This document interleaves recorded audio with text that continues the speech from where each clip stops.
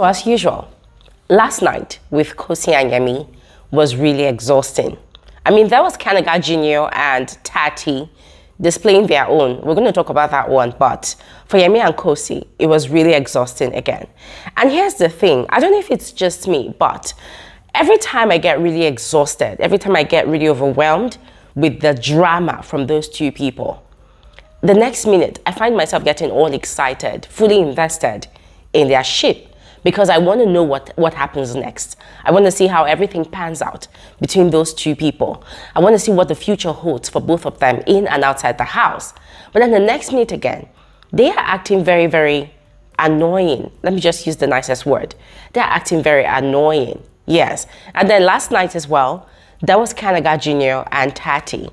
And I was wondering, like, okay, is Kanaga just trying to create drama, you know, in his ship with Tsatsii or what? Because if you even listened to what happened between those two people, it did not really warrant a reaction. Let's be frank about it. It did not warrant a reaction. And it just made me feel like, okay, could it be that Kanaga is tired of the peace that exists in his siblingship or his relationship or whatever he has going on with Tsatsii, and he just wanted to create something for people to talk about.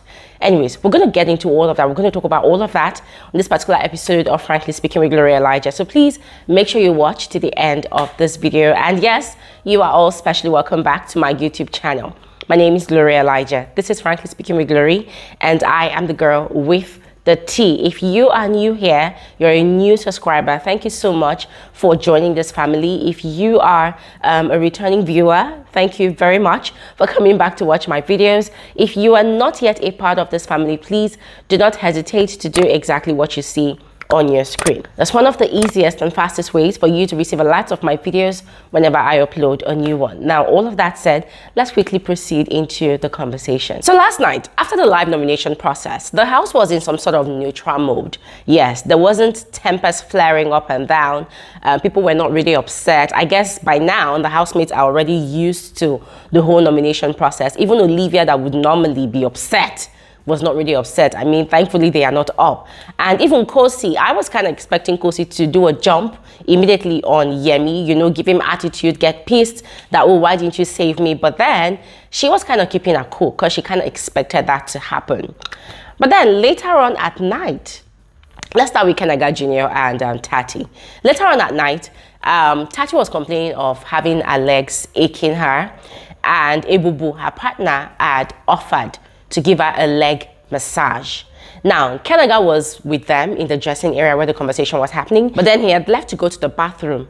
But by the time he came back, he had overheard the conversation happening, and that really got him pissed. I don't know what's going on with my leg, bro. I don't know. What happened to your knee? I know I have like a knee problem. Where exactly is paining you? Anything. The entire hip. Yes. So we don't have to stretch it out first of all. We can do something like this. Because he was even telling Tsatsii that, oh, Kanaga Jnr has this hot balm, Abonike balm. It's a very, very hot balm for massaging aching muscles. So he has said, oh, you can get it from Kanaga so that I can use it to help you massage your legs. And Tsatsii had said, okay, fine, I'll get it from him. And then tomorrow we can, you know, do this. Kanaga had walked into that situation and he had made a statement like, having that bullshit you're trying to pull. Remember? You're so cute. it's like he was getting upset, being a manly man. And Tsatsii was laughing, right? He had said what he said and he had walked out. And Tsatsii was laughing, Justin was there as well. And it kind of took them unawares and they were wondering, like, okay, where is that coming from? You know, so then Tsatsii was opening up to Justin that, oh, that it could be that Kanaga is upset because he had been promising to give her a foot rub for the longest time and he was yet to do it and he was not doing it. And now that her partner is offering to do it for her, he's getting really upset. Why would he be getting upset? Now, Kanaga took that upset all the way to the bedroom, and whilst he was in bed with Tsatsii, he was getting really upset about it. And she was the one begging him and apologizing. That's why I'm telling you that tomorrow the ointment is there. You can carry the ointment. For what now? Because you said you were going to get the ointment from me to go and... So He's the one that said that. I never said anything about your ointment. He's the one that was like, oh, I can't help you right now. He was like, I told you I was going to give you a foot rub. And she said, well, you had been promising for the longest time. You did not do it. But now what's wrong in my partner offering to do it? And Kanaga was just being upset. So guys, I was wondering like, okay, first of all, you had been making promises to your sister, or is it your lover or girlfriend? I still don't understand what's going on between those two people. But you've been making promises and you've never lived up to your promises. Now, a concerned partner who does not want that leg pain to stand in the way of their game is offering to do it for you. What's the fuss? Why are you so upset about it?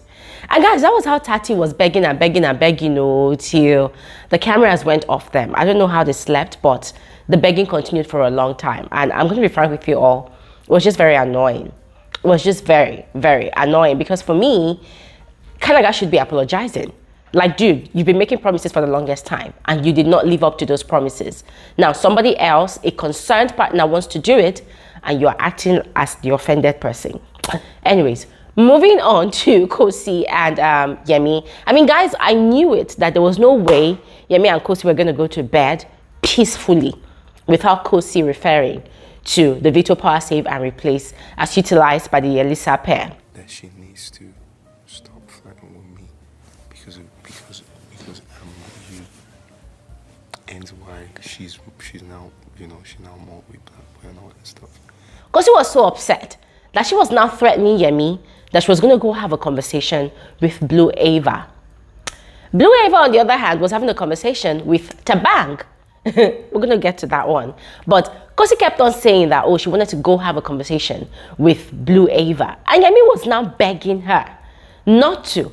Now, Khosi's viewpoint is, she was going to go talk to Blueaiva to stop flirting with Yemi. Yemi was saying that, Blueaiva is the one that is always coming to come flirt with him, that he's always on his own, that she's the one that's always coming to come disturb him, to come flirt with him.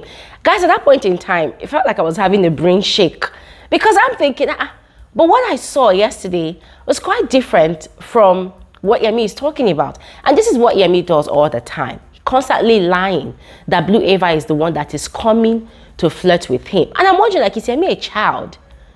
Is Yemi a toddler that you just stay on your own? And somebody will come and maybe they come and dangle ass and boobs in your face, and then you touch it, and then you will say, she brought it to me, I was not the one that went to her. I mean, the whole thing was so annoying. Like, Yemi was just begging Khosi, to take things easy. In fact, he was even saying that Khosi should go ahead and talk to Kanaga Jnr about it, that Kanaga would go and talk some sense into Blueaiva, that would even be better. But then Khosi was insisting that no, she was going to do it by herself. She was going to go ahead and have a conversation with Blueaiva to steer clear of her man. And Yemi finally said, okay, fine, just do whatever I want to do. Do whatever I want to do.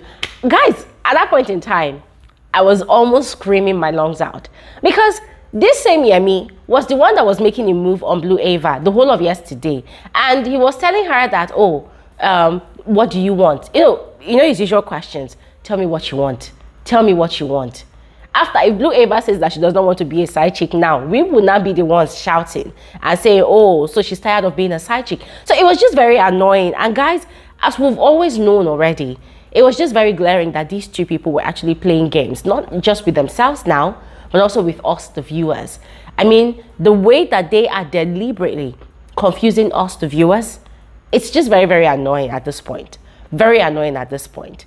And then this morning, they were talking about, how they had slept in a position that suggested that they were both actually having sex. And I'm like, okay, whether people did it or not, the cameras will never show us anyways. Because I don't know what's wrong with the Coyote of this season. Coyote of this season will allow so many things happen beneath the shit and will not show it to us. If not for the gossip gang that will talk about it from time to time, we'll never find out what exactly is going on beneath the shits in that house. And then Thabang and Blueaiva were having a very lengthy conversation. Now, both of them were giving situational reports about their entanglement. Blueaiva was telling Thabang about Black Boy. Yes, according to her, she does not want to hurt him. The boy's heart is very pure. The boy is very soft. When he loves, and at the moment, the boy is crazy about her, but she does not want to hurt him. Thabang, on the other hand, is giving situational reports about Nelisa to Blueaiva, that, Nelisa is suspicious of this and that, blah, blah, blah, blah, blah, blah, that he wished he could have a female in the house that would be as considerate as Blueaiva is to Black Boy, to him. That instead, the women he is surrounded with are the ones that want to prove that they are baddies, are the ones that want to prove that they are very, very solid. I mean, he's referring to Nelisa and Khosi. Now, whilst they were having their conversation, it wasn't even the content of what they were talking about. It was the fact that they were both even having a conversation. Ladies and gentlemen, before the Great Divide, Thabang and Blueaiva were not that close. I mean, from time to time, they will say hello to each other, you know, they'll pass each other by, but they were not so close to the point of both of them sitting together in that manner at night to discuss their entanglement. And so it started making me wonder, okay, what exactly is going on here? Could it be that Thabang is now trying to work hand in hand with Blueaiva to penetrate Yemi and Khosi's ship? You know, Blueaiva going after Yemi in full force and Thabang going after Khosi in full force, knowing fully well what's going to happen between those two people if they apply that much pressure. Ladies and gentlemen, there's a lot happening in the house, yes, and this week it's giving me all inclination that this week is going to be fire in that house. But I would love to know what you think about it all, guys. So just go ahead, let me know your thoughts in the comment section below. Do you think it's smart for Khosi to go have a conversation with Blueaiva? Do you think Yemi is now fully playing his games with Khosi by lying that Blueaiva is the one that continuously flirts with him and not the other way around? Please go ahead and share in the comment section below, and I'll see you guys on another video soon. Have an amazing day. Bye.